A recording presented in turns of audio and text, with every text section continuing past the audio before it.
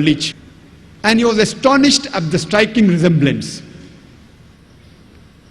And later, when 80 questions were asked to him regarding embroidery in the Qur'an and the Hadith, he said that if you had asked me these questions 30 years ago, that means from today more than 60 years back, I would not be able to answer more than 50% because embryology is a new branch of medicine which has developed recently. And whatever additional information he got, he included in the new edition of his book, The Developing Human. The Developing Human is one of the books referred by most of the students throughout the world in the first year of MBBS, first year of medical college. And even I, when I was in the first year of the medical college in Bombay, if we had to get just pass marks, we used to refer to the book written by Inderbir Singh. If you wanted to score in embryology, we had to refer to The Developing Human by Professor Keith Moore. So Professor Keith Moore, he incorporated this new information he got from the Quran and the Hadith into the third edition of his book, The Developing Human, which got the award for the best medical book written by a single author. And later on, this book was translated into several languages of the world. And Professor Keith Moore said that this information in the Quran cannot come from human source. The author of this Quran has to be Almighty God. And he said that he has no objection in agreeing that Prophet Muhammad, peace be upon him, was the messenger of this God. Imagine Prophet Keith Moore being a Christian said that. Quran says in Surah Tariq, chapter number 86, verse number 5 to 7, that does not man know from what is created? He is created from a drop coming forth from a space between the backbone and the ribs. What does the Quran mean by saying the human beings have been created from a drop coming from a space between the backbone and the ribs? Today, after science is advanced, we have come to know that the genital organs in the human beings in the embryonic age, when the child is in the womb of the mother, it developed from a space close to the kidney. That is the space between the spinal column and the 11th and 12th rib. In the male, the genital organ, the male gonads are the testes. In the females, the female gonads, they are the ovaries. And later on, in the embryonic age, these genital organs, the gonads, they descend. In the female, the ovary descends till the true pelvis. And in the male, via the inguinal canal, it descends to the scrotum.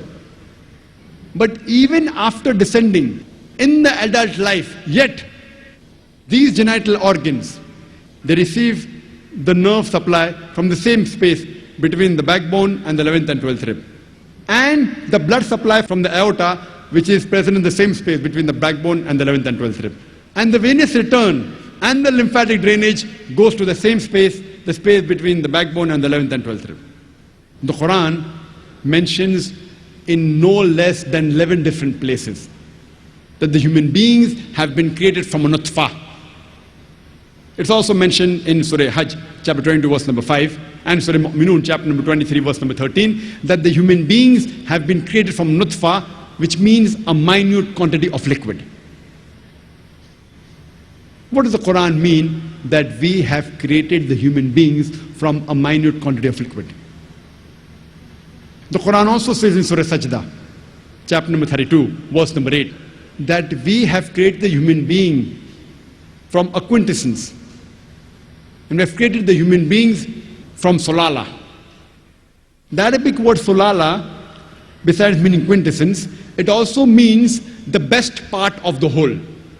So besides the Quran saying we have created the human being from minute quantity of liquid, it also says we have created the human being from the best part of the whole. And today science tells us that only one spermatozoa out of the millions of sperms that are emitted is sufficient to fertilize the ovum. Only one out of several millions. So this one out of several millions, the Quran refers as nutfa, minute quantity, and solala, the best part of the whole. One out of several millions. The Quran further says in Surah Insan, chapter 76, verse number 2, we have created the human being from nutfatin amshaj, from a minute quantity of mingled fluids. Today's science says that both the male fluid and the female fluid both are responsible for the birth of the baby. So minute quantity of mingled fluids. And besides the male and the female fluids, even the surrounding fluid takes part. Prostatic fluid, etc. In the field of genetics, today we have come to know that it is the sperm which is responsible for determining the sex of the child. And today's science tells us that the 23rd pair of chromosomes in the human being, it determines the sex of the child. If it's XX, it's a female. If it's XY, then it's a male. So it is the sperm which is responsible for determining the sex. If the X of the sperm takes part in the fertilization, then a female is born. If the Y takes part, then a male is born. And this is exactly what the Qur'an says in Surah Najm, chapter number 53, verse number 45 and 46, that we have created the human being from a minute quantity of liquid which is ejaculated. Minute quantity of liquid, ejaculated means it has to be a male fluid.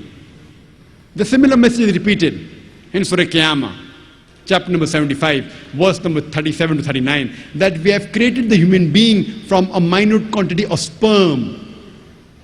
Nutfatun min man yumna.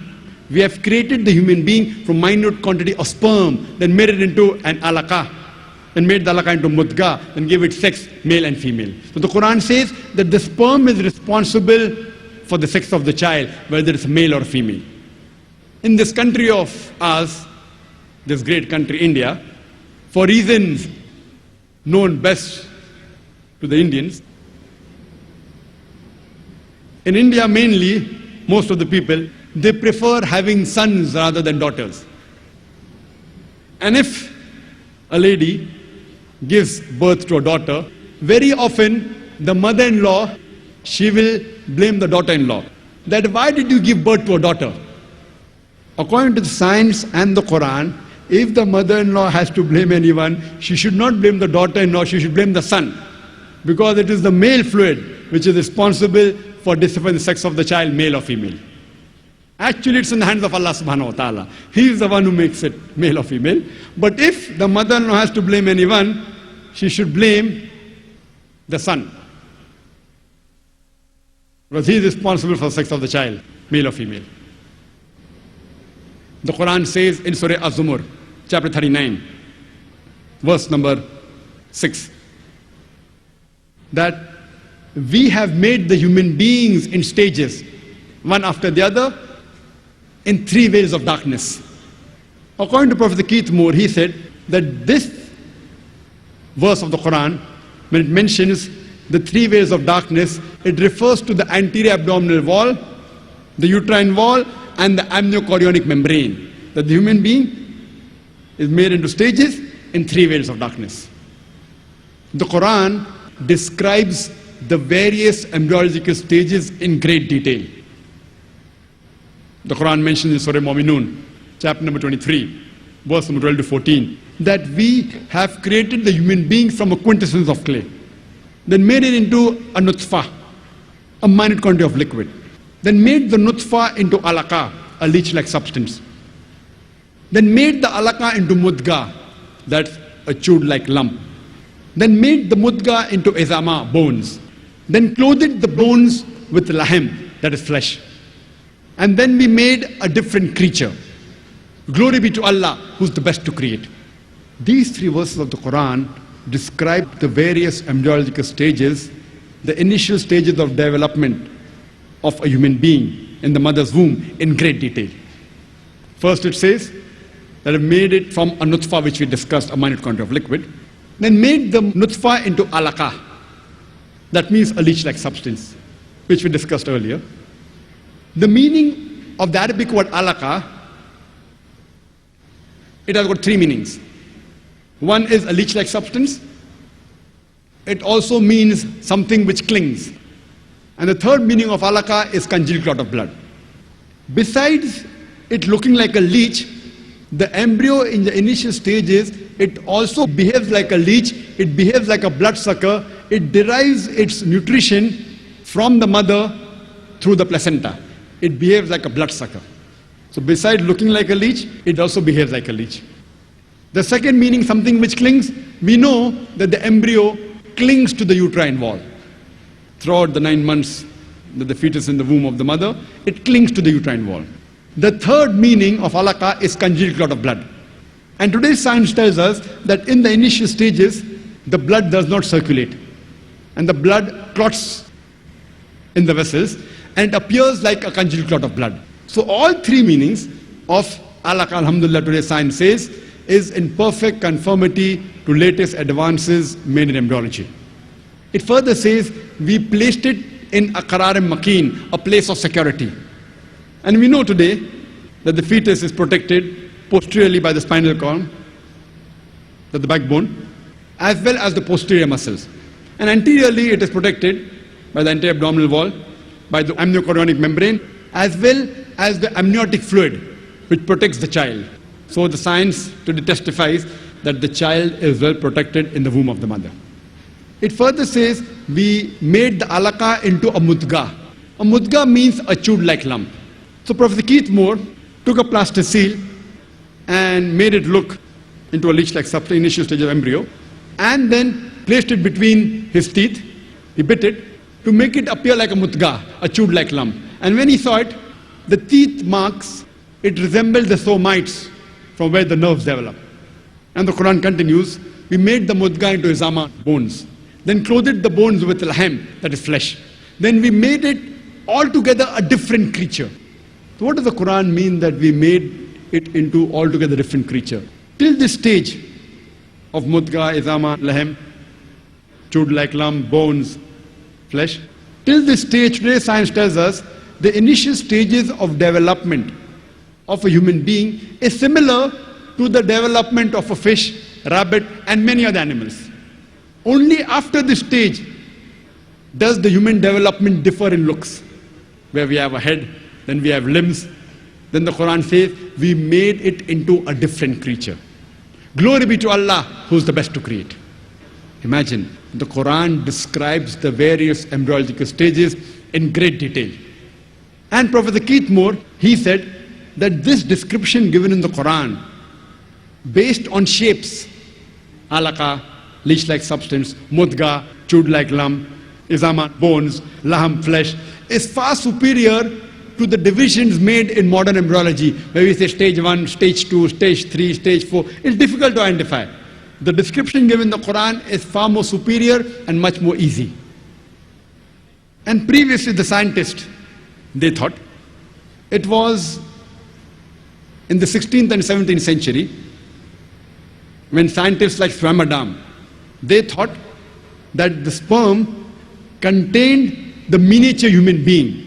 The head of the sperm contained the miniature human being, and then it grew in the womb of the mother.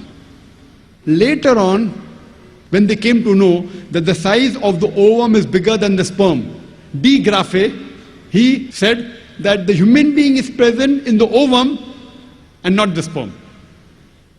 Later on in 18th century, Maupertus, he propounded the biparental theory, that both the ovum and the sperm is responsible for the creation of the human being. They fertilize, they form the zygote, which the Quran has described in great detail.